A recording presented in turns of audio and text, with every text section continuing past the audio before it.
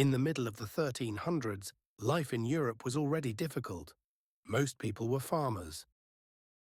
They worked hard in the fields to grow wheat, rye, and vegetables.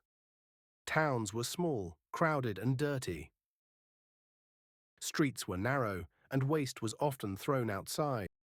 People did not know about germs, and clean water was not easy to find. Still, people lived with hope, going to church, working, and trying to raise their families.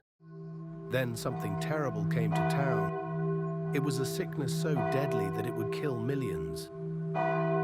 People later called it the Black Death, but at the time it was simply known as the plague. The story of the Black Death began far away in Asia. Merchants, soldiers, and travelers moved along the Silk Road carrying goods like silk, spices, and furs. But they also carried something else without knowing it. Hidden among the goods were rats, hiding in the sacks and wagons. The rats carried the infected fleas. These fleas had a disease inside them, and when they bit people, the disease spread. The Silk Road was not a single path, but a web of trade routes. From China, the routes passed through Mongolia and Central Asia. From there, they split, some going south through Persia and into the Middle East, others moving west toward the Black Sea. At busy trading posts, people crowded together to buy and sell. Here, the fleas jumped from rat to person, spreading the disease. By the early 1340s, outbreaks appeared near the Caspian Sea and along the Volga River. When the disease struck the port of Kaffa on the Crimean Peninsula in 1346, infected sailors unknowingly carried the disease into the Mediterranean. From there, it quickly reached Italy, France, Spain, and beyond. In 1347, trading ships arrived in Europe. Some of the sailors were sick. They had strange swellings under their arms and around their necks. The swellings were called buboes. They were black, painful lumps about the size of an egg. The sailors also had fevers, chills, and coughed up blood. They died soon after. At first, people thought it was only a local problem, but the sickness spread quickly. Rats lived everywhere in ships, houses, barns, and markets. The fleas on the rats jump to people, and people transmit germs through the air, from one person's breath to another. In a matter of weeks, the disease spread from one town to the next. In towns like Messina, Genoa, and Venice, whole families fell sick. Priests tried to bless the dying, but many priests died too. Doctors had no cure. They wore long black robes and strange bird-shaped masks stuffed with herbs. They thought bad air caused the plague, so they tried to protect themselves from breathing it in. But the plague was stronger than any prayer, herb, or medicine. In some places, half the people died. The streets were filled with bodies. Large pits were made in the ground, and many of the dead were buried together. Fear ruled the towns. People stopped trusting each other. Some locked their doors and refused to help even their closest friends. Others fled into the countryside, hoping to escape the sickness. But the plague traveled with them. Life during the Black Death. Imagine being a child during this time. One morning, your neighbors might wake up with a fever. By evening, they could be dead. You would hear church bells ringing every hour, marking another funeral. Shops closed, markets were empty, animals wandered through villages with no one to care for them. Even the fields were left unplowed because so many farmers had died.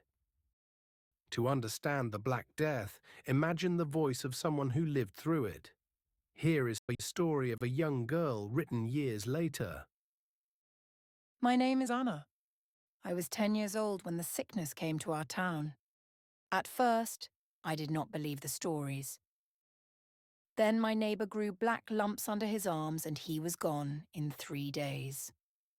My mother tried to keep us inside, but the air seemed poisoned. My aunt fell sick, and we buried her in a pit with many others.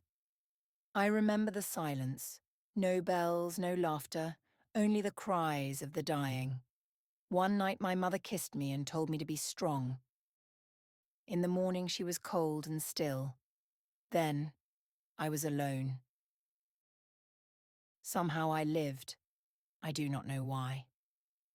I walked to another village, and there I found other children like me, without families. We learned to work the fields together. We were the ones left behind. Even now, when I am old, I still dream of that time, the smell of smoke and sickness and the fear in every face. The plague ended, but it never left my heart. By 1348, the plague had reached France, Spain, and England. In Paris, thousands died in a single week. In London, carts rolled through the streets with men shouting, "Bring out your dead." Families carried loved ones to the carts, not knowing if they would be next. In England, the plague spread from ports to villages. Monks in monasteries, who lived close together, died in great numbers. Most farmers who survived refused to work unless they were paid more money, because there were so few workers left. This began to change the balance between rich landowners and poor peasants. By 1350, the plague had reached Scotland, Scandinavia, and the Baltic countries. No place seemed safe. With no antibiotics or real medical knowledge, people had little chance. Once the plague entered a town, death was almost certain. The end of the plague. After several years, the Black Death slowly faded. By the early 1350s, the worst was over. But it never disappeared completely. Smaller outbreaks would return every few decades, killing more people, until modern times, when medicine finally brought it under control. Historians believe that between 25 and 50 million people in Europe died during the first wave of the Black Death. That was about 1/3 of the population. Some villages lost every single person. Whole areas of farmland returned to wild forest because no one was left to farm it. The Black Death changed Europe forever. With so many dead, there were fewer workers. Survivors could demand higher wages. This began to weaken the old feudal system, where peasants worked for lords with little reward. Though doctors could not cure the plague, the disaster made people more interested in studying health and disease. Over time, this would lead to new discoveries. The plague today. The Black Death was one of the greatest disasters in human history. It never fully disappeared. The same bacteria, Yersinia pestis, still exist in some parts of the world, living in rats and fleas. Every year, a small number of people are still infected in places like the United States, Africa, and Asia. But today we have something people in the 1300s did not. Doctors now understand germs and how diseases spread. With antibiotics, the disease can be treated if it is found early. Clean living conditions, pest control, and public health systems also help prevent it from spreading. Question 1. Where did the Black Death first begin before reaching Europe? A. Africa. B. Central Asia. C. Australia.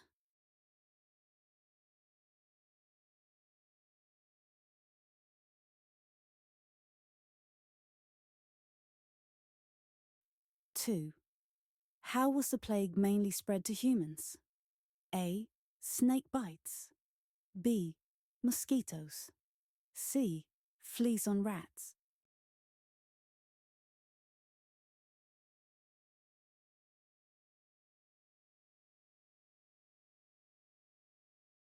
Three. In what year did the plague reach Europe? A. 1207, B. 1347, C.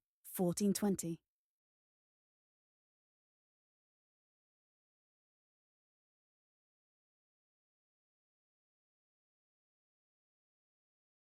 4.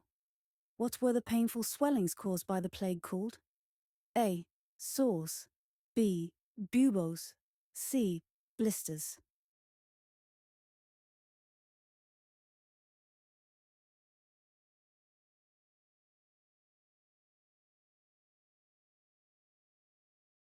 5. What percentage of Europe's population is believed to have died from the Black Death? A. About 1/3. B. About 15%. C. About 3/4.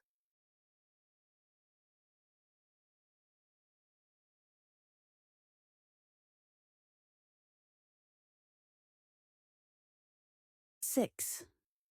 What did plague doctors wear to protect themselves? A. Knight's armor. B. Bird-shaped masks. C. Farmer's clothes.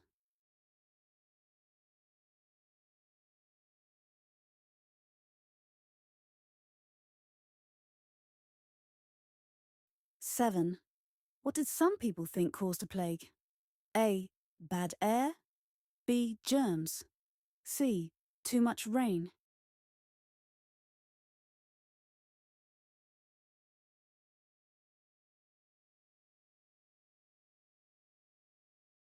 8.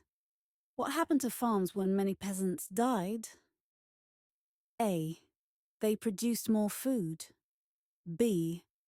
They were turned into towns. C. They were left empty.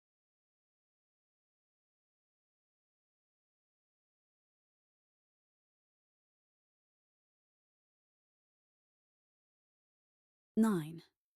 What long-term effect did the Black Death have on peasants? A. They lost all rights. B. They demanded higher wages. C. They were no longer allowed to work.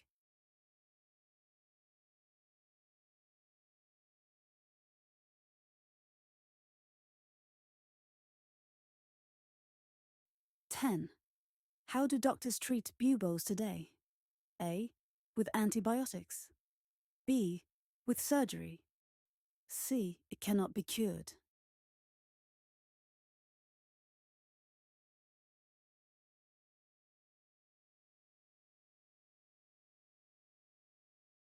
Thanks for watching. Remember to like and subscribe.